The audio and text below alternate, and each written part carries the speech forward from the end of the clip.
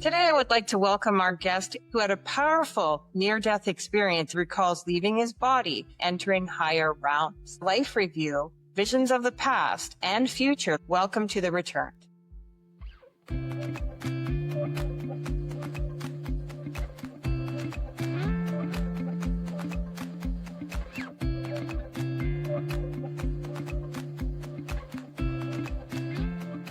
Die and your soul leaves your body, goes back home to heaven. No, that's not the way it is. You're always there. Hey everyone, and welcome back to The Returned. Today I'm honored to introduce a truly fascinating guest, David Suich. David left behind his career in engineering to follow a higher calling as a near-death experience researcher, author, and spiritual counselor. His journey began back in 2007 during a time of chronic pain and deep depression. One day, in a moment that would change his life forever, he clicked on a YouTube video about an atheist who died and visited heaven. The single moment launched an 18-year journey of research into the afterlife. Since then, David has documented the stories of 1,200 people who died and visited the other side and came back to share what they saw. He is also the author of a powerful book called God Took My Clothes, which explores the incredible truths and common threads found within the profound experiences. Please give him a warm welcome and welcome to The Returned, David. Thank you so much, MJ. It's a pleasure and an honor to be on the show today. Kevin, we thank you so much for being here and sharing such an intimate, life-altering story. Your journey is huge, and we can't wait to hear about it. Well, it all started, as you mentioned in the intro, back in 2007. In 1999, I came down with chronic pain, tendonitis in my hands, and it moved to my feet and then my jaw. And it got so bad at one point that I really couldn't do anything. I was having a hard time doing my job. I was working for a big Fortune 500 company, making good money as a power plant engineer. And I was off work for a couple of weeks just trying to recover. And I was very depressed. I was a Christian back then. And I came to a very painful conclusion. I thought one of two things must be going on here. Either there is no God. I was wrong about that because I had been prayed for by dozens of churches, hundreds of people over those 8 years. Or more likely, there's a God, but I'm not a good Christian. I'm a disobedient son. I'm the son that God's embarrassed of. I want nothing to do with you. That's why I'm not going to heal you. You don't deserve it.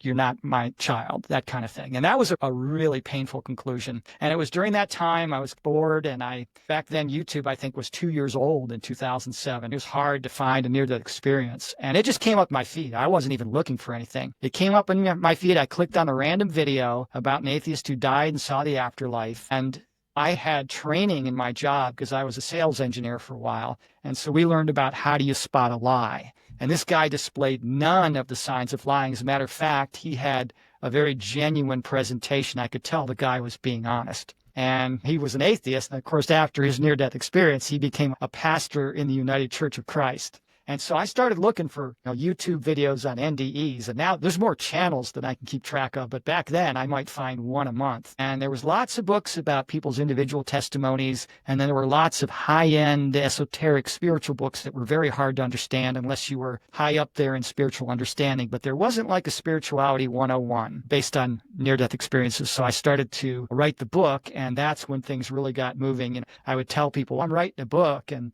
they would say, I always had a near-death experience, and I'd go and interview them. Even one guy, I was buying a used car. The guy was missing an arm. I didn't ask him about it. I wasn't going to be rude, but he says, oh yeah, I was in a water skiing accident. I fell. The boat behind me ran over me. I arrived DOA at the hospital, dead on arrival. And I said, did you see a tunnel and a light? And did you have this experience? And he said, yeah, that happened to you too. I said, no, I'm writing a book. So we stopped what we were doing, and he told me his story. And so I've heard lots of stories. And for any of you who are out there who've had near-death experiences and you've shared your story, because it takes some bravery to do that. You get criticized. People think you're crazy or you're hallucinating. It was a dream. Thank you for sharing your testimonies because it changed my whole life. Most days I was depressed or angry, and then I'd have a few good days. And now most of my days are filled with joy and peace, and I have a few days where I'm angry at the world, but not too many. So I just want to say thank you to all those out there who freely shared their testimonies because you changed my life, and I know you changed the lives of many other people. You calm their fears about death and give them hope. So thank you. So David, from what you've learned, why do you think people have near-death experiences? And is there a divine or spiritual reason behind them? Some of them are sort of accidents. So you'll get some testimonies where they say they get there to heaven and somebody will say, you're not supposed to be here. So they get sent back. Others are planned at a soul level. So we have always existed. We are part of God. And so we are as eternal as God. We did not start here, contrary to what some religions believe. We have an eternal life in our heavenly homes. And just as a human being enjoys experiencing a different reality by reading a good book or watching a good movie or maybe traveling to a foreign country and you have this different experience, souls like to leave the comfort of the heavenly home to experience a life, to learn and grow. And so you have this pre-earth planning and you plan out the major events and then the details get filled in.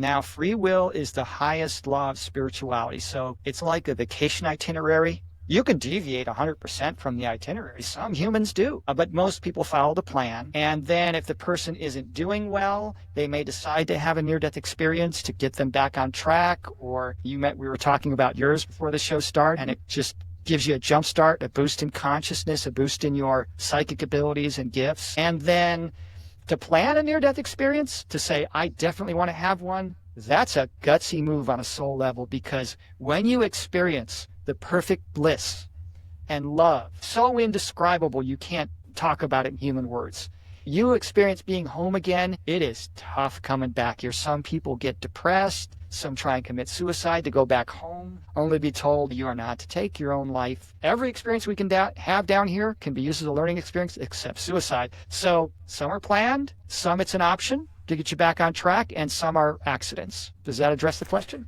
Absolutely. Out of all the people that you've talked to, which was over 1,200, how many of them were able to communicate with their loved ones while they were in spirit form? I don't know. It's a big percentage. I don't think it's more than half, but a lot. I've lost count how many met. One woman, she gets to heaven and she meets her grandmother. She says, I met my grandmother, but it didn't look like my grandmother. What are you talking about? And she said, my grandmother was an old woman with wrinkled skin and gray hair and no teeth and hunched over. And there she was in heaven, a beautiful 30-year-old woman with long black hair, a set of pearly white teeth, young and beautiful. You can appear in the levels of heaven, the lower levels where you have a light body. You can appear any way you want. People tend to appear as the best looking version of themselves. And people have met great-grandfathers they didn't know on earth. People meet friends and relatives that died before them. One guy meets his brother in heaven.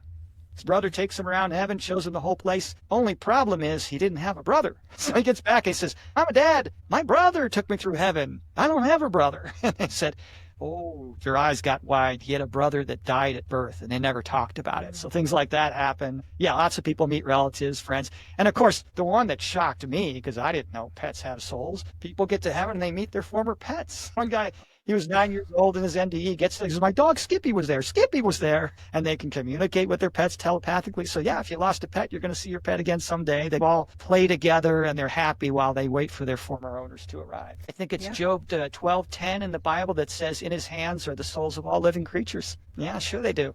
Everything is eternal because everything's an expression of God. So everything continues. All life continues. Even something like a gnat. It doesn't have the same kind of soul a human being has, but it has a soul that continues. Yeah, nothing gets extinguished. That is good, because there's probably a lot of people out there actually going, oh, I'm so happy I get to see my dog, my cat, my hamster. Yeah. I often wonder about pets. How do people react to you when they meet you and you tell them? Often I don't talk about it, and the reason is it can make them feel uncomfortable, especially if they're in a religion that doesn't believe in these things. So love, which is the most important message I've gotten from these near-death experiences, it's all about love, does not challenge another person's belief, does not upset them, does not cause them anxiety by giving them an opposing view that's not within their paradigm of what reality is. And so often I will not talk about it because I don't need to. All you have to do is bring the love, the kindness, the compassion, the forgiveness, all the expressions of love, and that's what people react to. Now, when I do talk about it, some people don't know what to do. Some are encouraged by the message. I just talked to a woman on a plane, a Christian woman, and she was encouraged by the message. Some get upset. Another Christian woman just said recently, "Oh, you're talking to demons," which, if that's the case, they're doing a really poor job. It changed my whole life, made me a loving person, healed my relationship with my family, healed my relationship with God. It's not demons. And then, of course, I have a TikTok channel, and a lot of atheists are very angry. They cuss and swear at me and stop lying to people, and followed by profanity. But I've learned even to respond to them with love. If an atheist says, "Oh, I don't believe in any of that stuff," I say, we have three things in common now, don't we?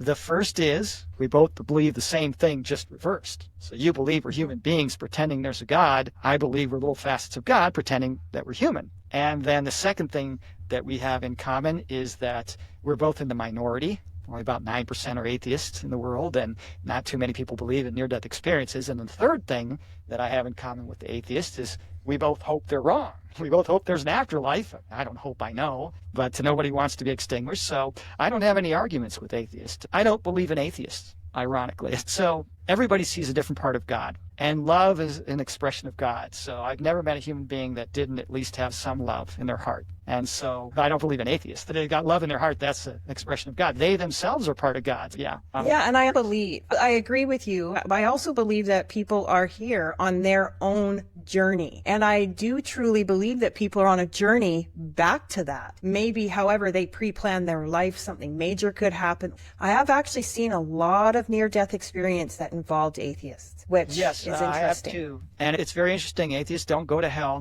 Only about 3% of the testimonies I've heard were hellish experiences, but it's not a punishment. It's not a sentence. It's a kind of a choice by the soul to experience disconnection from God for whatever reason. And in every single case, when a person is having a hellish near-death experience, and I heard this from another researcher just recently, every time they call out to heaven for help, or God for help, or Jesus or whatever, they are always rescued 100% of the time. And if you think about it, atheists, I have a lot of respect for them. My dad is not sure about all this stuff. He thinks that we extinguish at the end of this life. But you know what? He listens to Teal Swan and the Dalai Lama and all these spiritual people and Watts, and he integrates every aspect of spirituality into his life. He's a kind, generous person who tries to show love to his fellow human beings. Now, I have an incentive. I know how important it is. I know there's this benefit when you go home. It's just a huge jump in consciousness and growth when you live a life with love. And he's doing it without even thinking there's a benefit.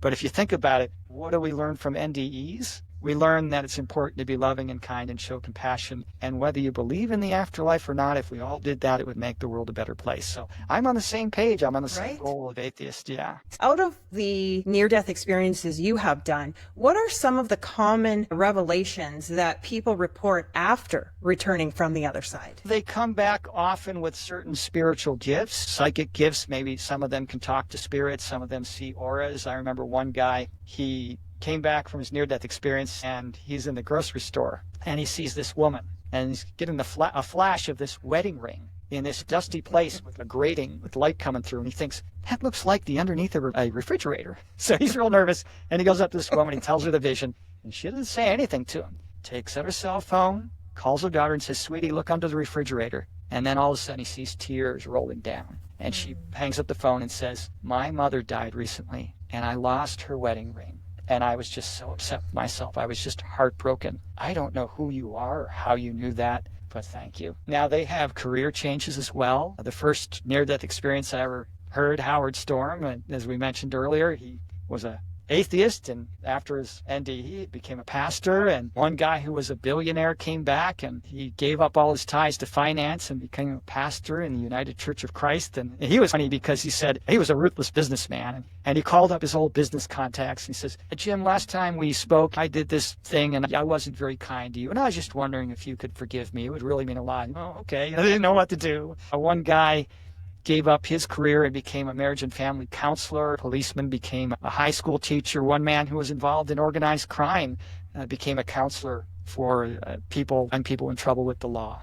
So another thing that happens is they will often have a marital status change because they come back completely different people. So if they are married and the marriage continues, it continues in a completely different way. And of course, if the person is single, it really changes the kind of person that they look for. So they come back totally transformed. Whatever they were chasing in their life before, whether it was money, a career, a hobby, or something like sports, whatever, now that takes a backseat. And their entire focus is on meaningful, loving relationships and serving humanity. And so they are less materialistic and more altruistic after their NDEs. They tend to be more forgiving. They tend to take more risks, roll the dice and take chances. They tend to live in the moment more and just enjoy each day. They tend not to worry about what's going to happen tomorrow, what happened yesterday. And of course, the big thing is none of them are afraid to die. Me just studying NDEs, I realized the great importance of these. Me even just studying NDEs, I'm not afraid to die. I realize the great importance of these lives. We are a critical part of the engine of growth of creation. But when I think about death, I'm looking forward to it as something exciting. So none of them are afraid to die. They look at death as going home, because what it is the most beautiful, wonderful, joy-filled, love-filled homecoming that you can imagine.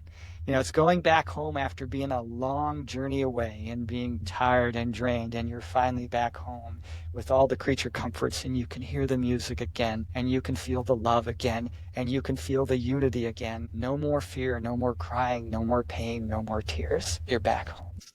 Now, I know that when it's my time.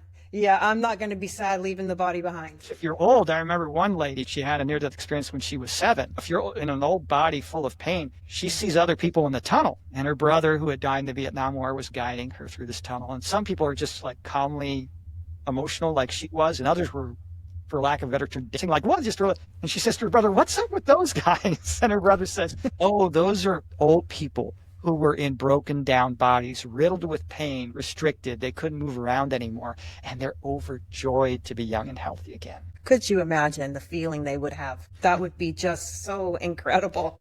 Yes. I have wondered a lot about NDEs and what they mean. And I'm wondering if you believe that NDEs are meant to shift human consciousness as a collective, or are they more personal wake-up calls? They're probably both. Some people need them to get back on track. I think more people are having them for several reasons. Number one, our medical science has gotten better, so more people are being revived. And I think more people are having them because there's a shift in consciousness, and we need people to teach, to lead. It's a scary time when you look around at the world. It seems like everything's falling apart and everything is in chaos. And there's a great awakening happening where people are waking up to the fact that we're more than just these physical bodies, that we're only experiencing the illusion of separateness here, that we're more connected than separate. And so there's a shift. And the young generation right now, even though they're coming in with great gifts and better knowing of certain spiritual truths, they're lost. Like a brand new electrician who's just come out of his apprenticeship. He needs the old guy, the old timer who really knows his stuff to show him the way. And so I think we're going to need a lot of teachers, and old souls are going to be the ones shining the light. It's going to be the new generation doing the hard work, but they need some guidance. And so I think it's multiple reasons. Many experiencers talk about unconditional love and light. What do you think that tells us about the nature of God and the universe, and the universe, I should say? Ooh, that's a tough one. The nature of God and the universe. All right, let's talk about what light and love means first. Light is information, and love is energy. So the love, everything in the universe is the expression of the love of God. It is a multi-dimensional, quantum, measurable energy. We haven't learned how to measure quantum energies. It's the very substance of creation. And light is the information. So you got your building blocks and you got the information. Now, a good analogy is a computer. You've got a bunch of ones and zeros on the hard drive. That's the love. That's the building blocks. And the light would be the information of how to arrange it. So if you take those ones and zeros and you arrange them in a certain way, you're creating what everyone's seeing right now.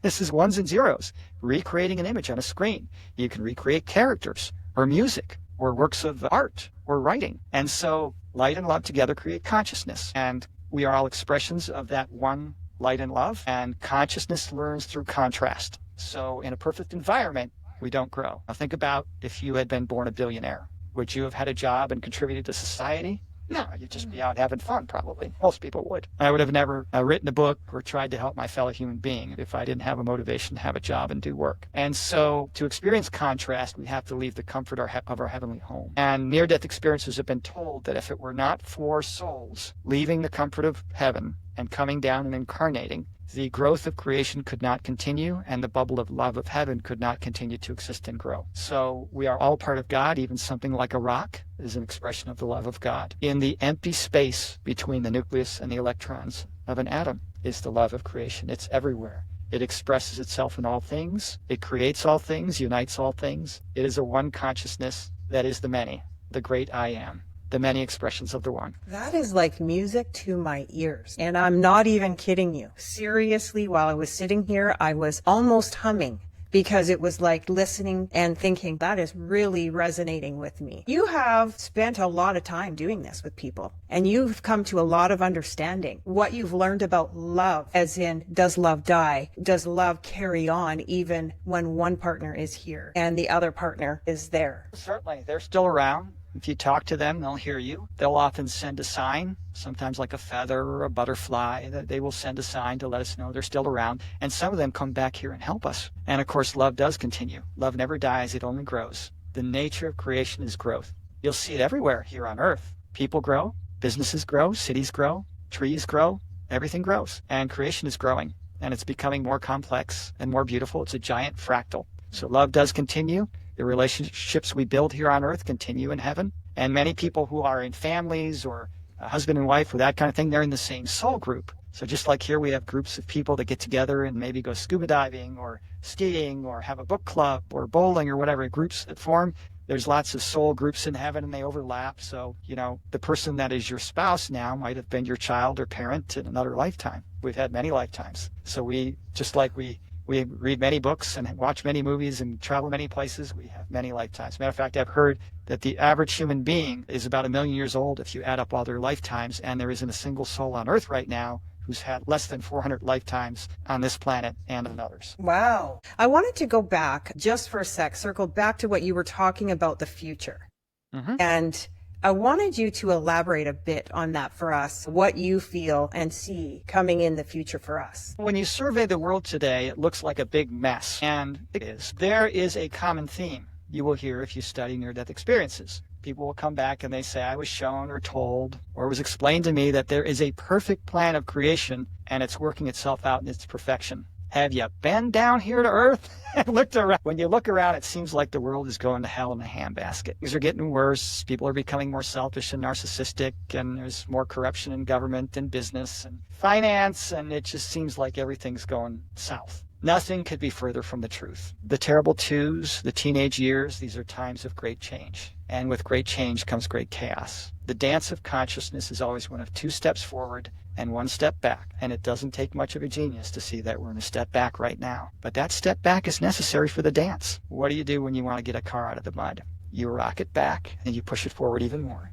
You rock it back and you push it forward. So when you dip into darkness and fear, when you spring back into the light, you go higher. No planet in the history of this galaxy has sunk so far into darkness as we did here on Earth without destroying ourselves. The other benevolent species in the galaxy were very worried that we were going to destroy ourselves. That was the potential. Nostradamus, Revelation, Mother Shipton, describing doom and gloom. That's where we were headed. And thanks to a lot of help from above, not just heaven, but benevolent aliens, about 95% are benevolent or neutral. There's a few misbehaving. They're kept in check by the rest. They helped us out as well. So the Pleiadians are our cosmic parents, and they're waiting for us to mature, and they might start showing up on an individual basis very soon. But what's going on Earth right now? For thousands of years, there was a paradigm. And that paradigm was this. You had to fight to survive. Animal consciousness. So what you would do is you would attach yourself to a group, like an extended family or a community or a city or an army or something as big as the Roman Empire,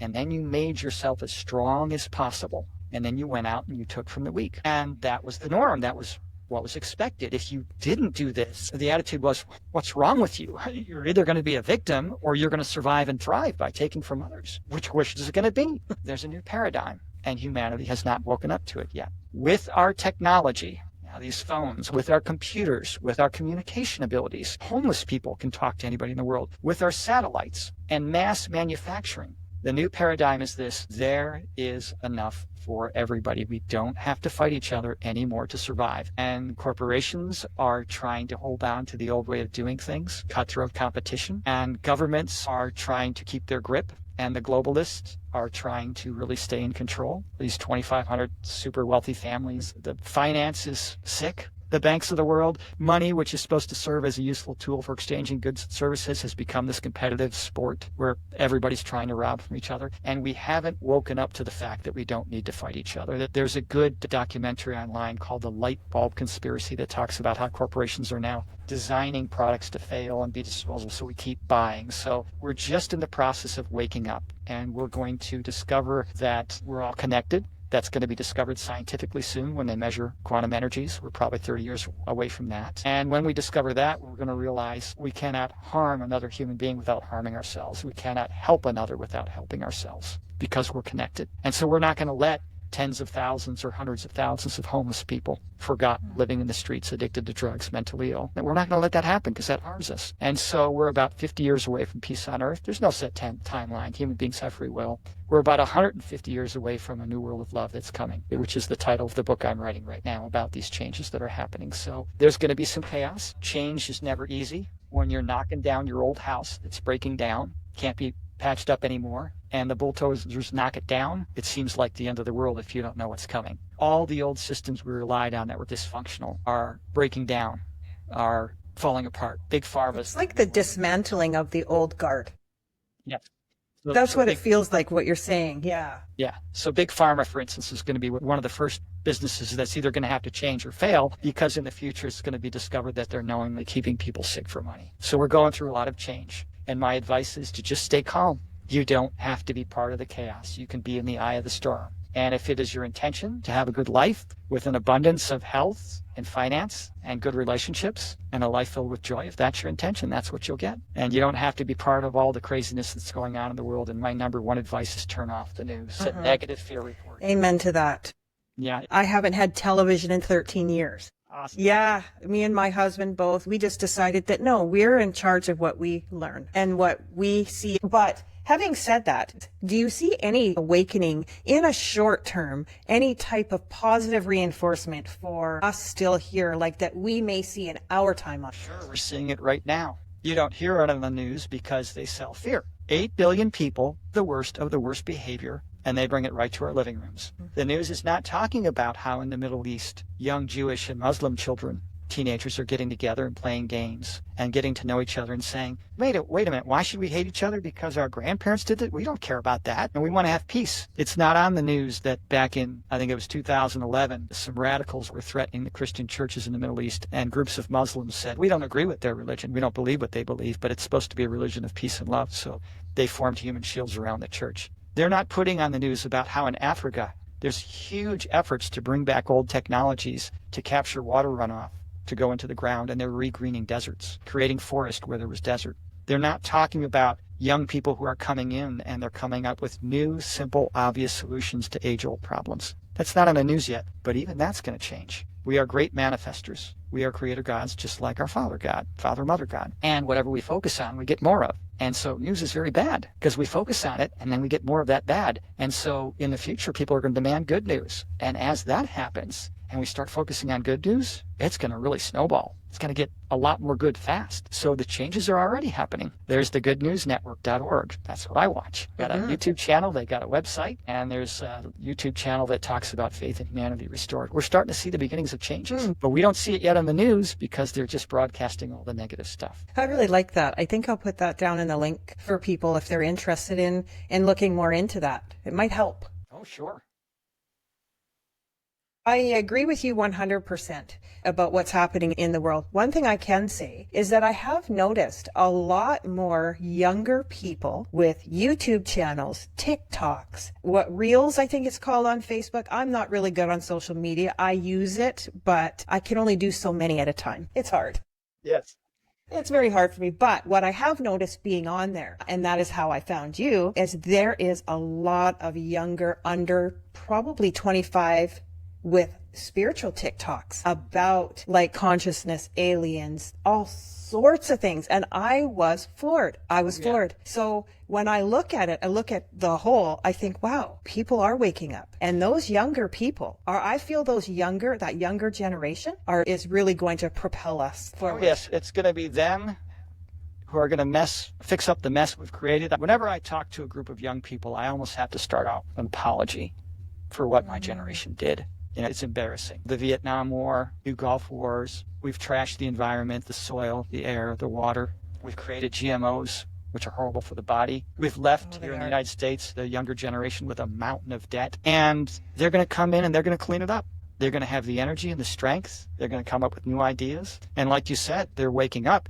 And when you look at change, culture does not turn like a hockey skater on a dime. It's like a cruise ship. And it's going to take a while to turn this cruise ship around. The changes are happening slowly from an earthly perspective, but they're happening fast from a heavenly or galactic perspective. If an alien came and looked at Earth today, and they would look around and say, you guys are going to destroy yourselves. You trash the environment. You're fighting each other. Your food is poisoned. You're not getting along. Your financial systems are a mess. Your overproduction and consumption. You guys aren't going to make it. And then if they came back 150 years from now, their jaw would drop. What did these human beings do? They made this place into a garden paradise. How did they clean up their act so quickly? Look long term, 50 years ago, there was no organic. If you asked for organic food, natural food, in a big city, they'd send you to a little place on the edge of town about the size of a large closet. Now Walmart's got an organic food section. Right. Where's the recycle bin 50 years ago? Recycle bin? What are you talking about? Even terms like chakras and higher self, we didn't even have the terminology 50 years ago. Yoga. Yeah, and we wasn't so open. Not even yoga was open. If I'm 50, so let's even go back 30 years. It wasn't a big thing. It wasn't popular. It just wasn't. It wasn't until around 2012 is when I noticed a gigantic shift. And then it was yoga, and then did yoga on the bridge here in Canada. Yeah, people are meditating, yeah. So a lot of changes, we just don't see them on the news yet. But people are changing. And what's happening is we're being forced to change sides or choose sides. Before it was like you could just go along, and now there's a separation between light and darkness. And what's happening is fear was dominant on the planet, and it was around about 2012 when love became the dominant energy, and those who rule by fear in the world are losing their battle. They think they can still win, but it's a losing battle. This shift in consciousness is going to happen. This new world of love is going to come where we're going to have community-based control. We're already seeing it, the Mandragon Corporation in Europe. If they were on the stock market, they'd be a Fortune 100 company. It's a co-op, huge company. We're seeing more community gardens, farmers markets. We're seeing a lot more cooperation replacing competition. This new phone came out called the Fair Phone. It's not doing too well yet, but it's designed to be easily replaceable and upgradable. No more tossing a phone away. The new chips come along, I'll just take the chip out of my old phone. Oh, the screen broke? You can fix it with the tools that come with it. So we're not throwing stuff in a landfill and manufacturing stuff again. The changes are starting, but it's going to be slow. Have patience with those who are still living in darkness. We're trying. Think that the light always wins over the dark. And there's no doubt in my mind that is the way that life is. Now, I wanted to talk to you about your book. So God Took My Clothes. What a name. It sounds incredibly intriguing to me. Could tell me what inspired the name, and can you share the meaning behind it? It's interesting how I got the name. I was with a friend of mine who's Catholic at my old job as a power plant engineer. We were going out to lunch, and he doesn't believe in all this stuff. He's very strict with his Catholic beliefs. And I think Catholicism is a wonderful religion. My wife's Catholic, and I still go to Catholic church every week. And I'm like, I got to come up with a name for this. And he says, God took my clothes. He just blurts it out. I'm like, how does that fit? And then I remembered. The first testimony I ever heard, Howard Storm, I got to give a little explanation here. In the afterlife, thoughts are things. And so if you think you're wearing clothes, you can manifest with your mind. He was in this hellish environment. His clothes got torn off. So during his entire near-death experience, which he said, if there was time in that world, there's no time in the afterlife, but if there was time there, it would have been longer than his college degree. And he had a PhD. So he lived for years. And he was naked the whole time. At first, he was really embarrassed.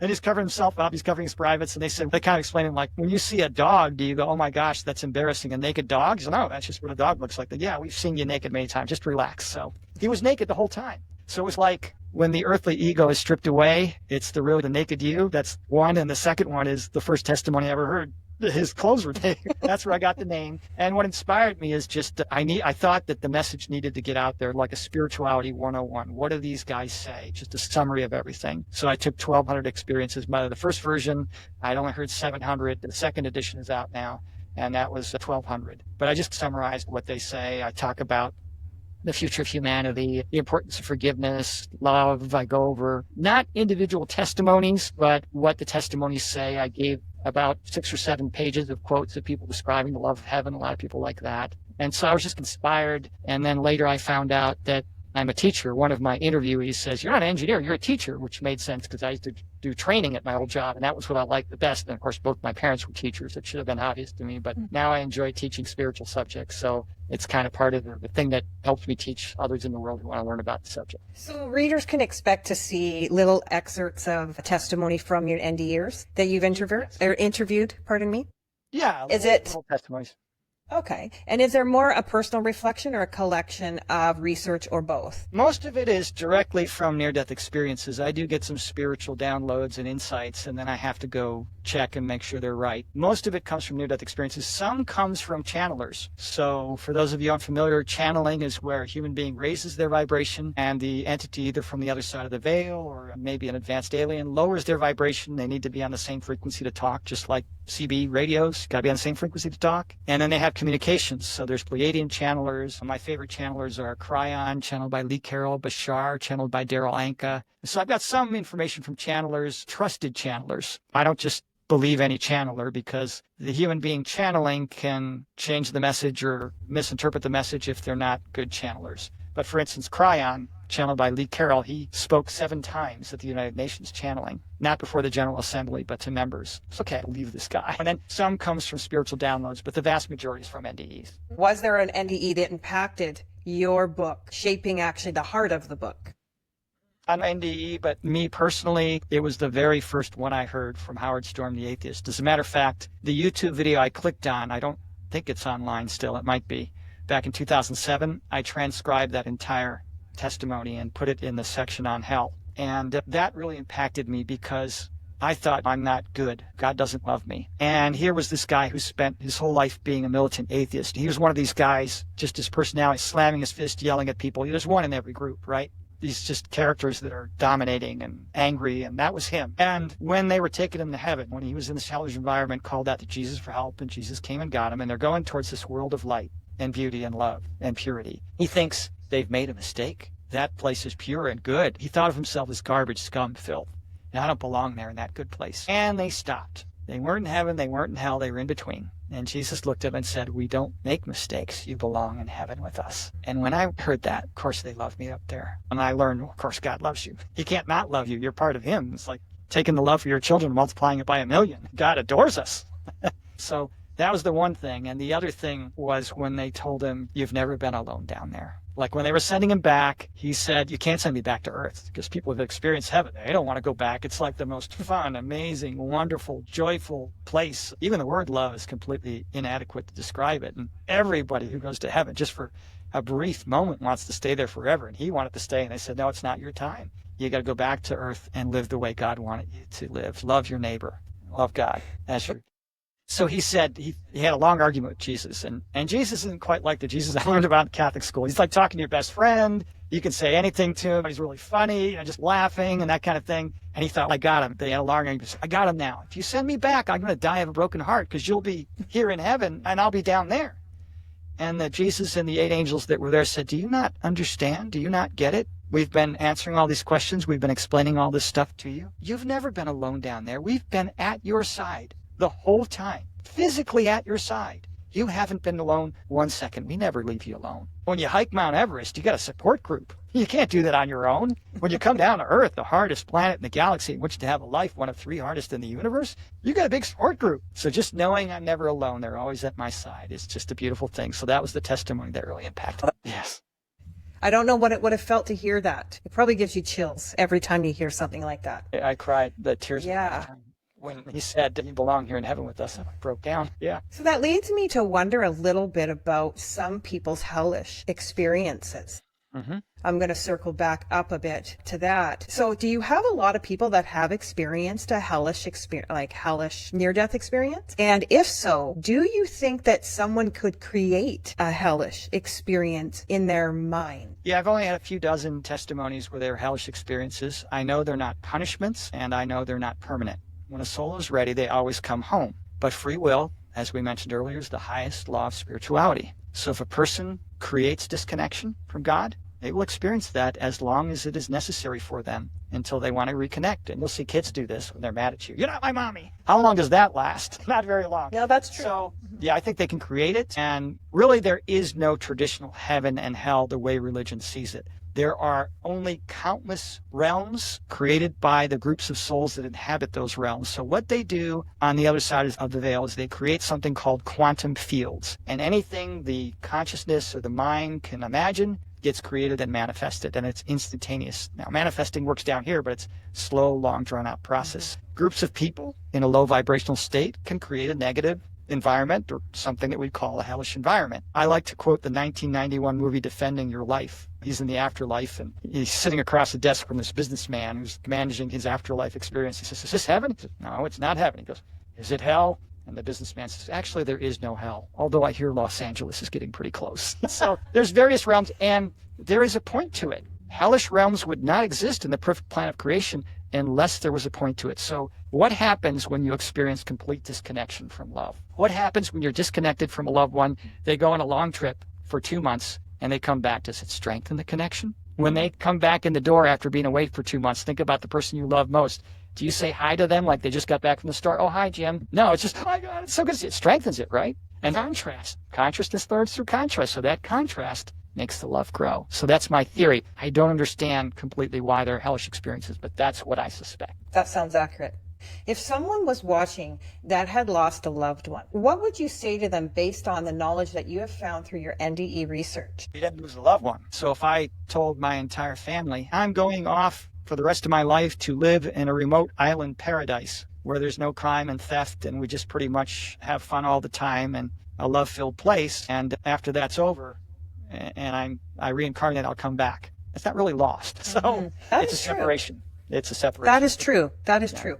It's a temporary separation. Now, I quote unquote lost my mother in 2014 as I was writing the book. I was writing a chapter when the phone rang. And had I thought that her existence had been extinguished, the pain would be unbearable. But I know she's happier than she's ever been in her life here on earth. I know she's young and beautiful again, and I know she hears me when I talk to her. And I think she's talked to me a few times, and I know I'm going to see her again. And I've heard near-death experiencers talk about it. They get to heaven and they meet loved ones that died before them. Don Piper, it was 150 people of all these people that died before him. It was just a big party, and he was hugging every one of them, and they were smiling. So yeah, it hurts down here.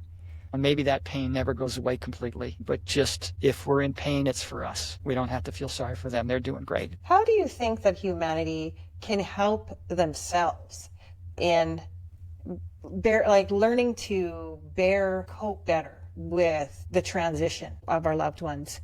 What are some of the things that someone might be able to do? You can ask for a sign if that you need a sign to let you know they're still there and with you.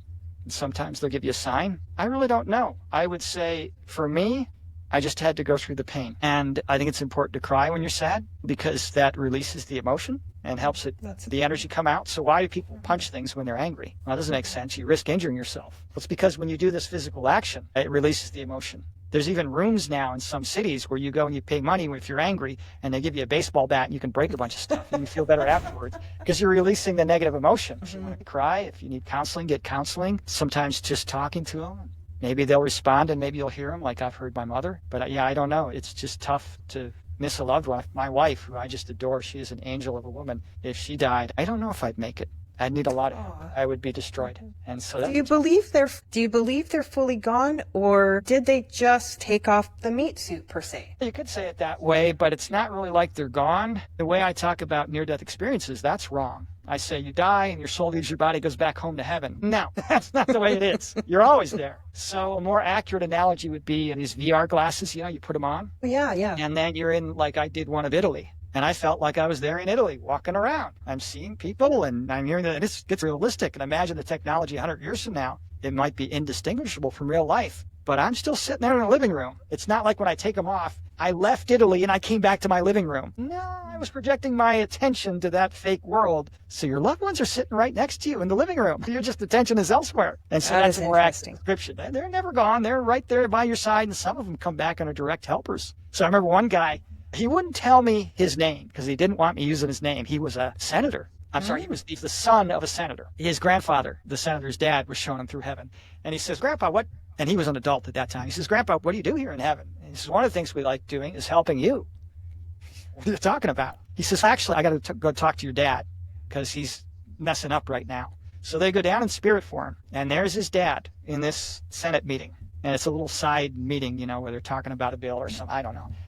His dad is leading the meeting, and the grandpa leans over in spirit form and says, son, you got to get to that charity event. And he sees his dad all of a sudden go, shoot, I'm sorry, we got to stop the meeting and continue later. I'm speaking at a charity event. I got to catch a plane. They're always here by our side, holding our hand, crying with us, celebrating when we achieve great things, smiling with us and laughing with us. We can't feel them always, but they're here with us right by our side, always. David, are there any new projects or research you're working on at the current moment that you can share with us? Yes, I'm working on my second book called The New World of Love, which is going to be about what we talked about, that new world 150 years from now when human beings will learn to live with each other in the environment, peace and harmony. We're going to have communication with plants and animals and cooperate with them and learn from them. We're going to have interstellar contact with other species. We're going to communicate with each other telepathically. We won't need cell phones anymore. It's going to resemble indigenous tribes with some limited technology because it will be discovered in the future that the best technology is biology. So for instance, in the future, in this new world of love that's coming, there won't be any doctors. Because if a person is unable to heal their own biology, the community will come around and through the power of prayer will heal that person. So it's going to be as different 150 years from now. Again, no set timeline. It can happen faster or slower. If it happens faster, there's going to be more suffering. If you've got to go on foot somewhere a mile away, there's a difference between walking and running. You do it faster, you're going to suffer. It's going to be as different 150 years from now as it was 150 years ago. Think about 150 years ago. No electronics, no cell phones. You didn't know what was happening 100 miles away unless you picked up a newspaper. It's going to be that different. It's going to be a really beautiful garden paradise that we're living in, and we're going to be part of the galactic community. And so the new book is about that. And it's a little tougher of a job because the first one is just a summary of what these guys say. Only about 50, 70 or so were shown or told about future events. And even though this is a certainty that this new world is coming, how we get there and how fast is unknown because whenever we talk about the future, it's only the likely or potential future based on where we're headed now. So there's going to be some more speculation and it's going to require a lot more work, but I'm going to be talking about some of the stuff that we talked about today going on in society. Excellent. The money mafia, the feds and that kind of thing, and then how the changes are going to happen and then the good stuff that's going to happen in the future because the world needs hope right now, but we're not going to extinguish ourselves. We're going to make it. We're going to become what's known as an ascended species. We're not going to be all pure energy, but we're still going to have our disagreements. People think that this new world of love, we're all going to be holding hands singing Kumbaya. There's still going to be disagreements, but it'll be like a loving family. They may have their disagreements. They may get so angry at each other they don't talk to each other, but they're not going to pick up guns and knives and start killing each other. There's going to be cooperation. Cooperation is going to replace the competition. Love is going to replace the fear-based society. Community control is going to replace the top-down pyramid structure of authority we have today. It's going to be a wonderful world. And don't worry if you're here today listening, thinking, man, I want to live in that world. You've been here a long time, many lifetimes working on this. You're not going to miss the grand finale. Most people are going to be back in a new body with new understanding, and they're going to be here for the grand finale, for the final civilization, as Cryon calls it, the one that makes it, the one that really grows up. And then our job will be to, just like a child grows up and they become the parent, we're going to be the parent, and we're going to help some other planet that will be the hardest planet in this galaxy. And we'll help them through all the crap that they'll have to go through that we're going through now. Because you learn, you get experience. So the learning never stops. There's no end to it. What message do most people want to walk away with after hearing these NDE stories? The most important message is it's all about love. And you are loved more deeply than your mind is capable of comprehending. There are people listening that might feel like they failed in life, like they've made mistakes, like they're nobody. Many near-death experiencers, before they're sent back, they're told, go back and change the world. And they protest, saying, wait a minute, I'm an accountant from Boise, Idaho. I'm a waitress in a tiny little restaurant in a small town. I can't change the world. I'm nobody. And they say, no, it's real easy. The world is not going to change by electing benevolent politicians. They're all messed up. They're fighting each other. They can't get along. It's not going to change by legislating a perfect set of laws to try and make a legal utopia We've tried that here in the United States, 108,000 pages of federal laws. Things are just worse. And it's not going to change by locking up all the bad guys behind bars. The world is going to change by one act of kindness and love at a time. And the way it works is you go out and you be the best version of yourself you can be. You be as loving and kind to the people around you. Stay in your own world. Don't artificially expand your world by watching the news. That's what it is. I didn't know there was a war going on between Ukraine and Russia for 2 months into it. Week after the elections when I found out who the winner was. We don't need to know that. It doesn't help. I just pay attention to my own world, and you be the best version. And then when you make a mistake, cut yourself some slack. Is your name, think about your name right now. Is that your name? Does anybody call you God? Because if you were perfect, we'd have to call you God. They know in heaven long before we incarnate that we're going to make a lot of mistakes. Every parent knows when their child is born, they're going to make a lot of mistakes in life. Heaven wants us to learn from our mistakes and change and grow. And when you screw up, cut yourself a lot of slack and cut other people a lot of slack. And just do your best to be loving and kind. Every little act of kindness, no matter how small, becomes a pillar of beauty in the life to come. David, thank you so much for being here today. Your journey and the work that you are doing is a reminder to all of us that we are more than the roles, more than our fears, and that returning to ourselves is our true path home. Thank you so much, MJ, for having me on your show today. It was a pleasure and an honor.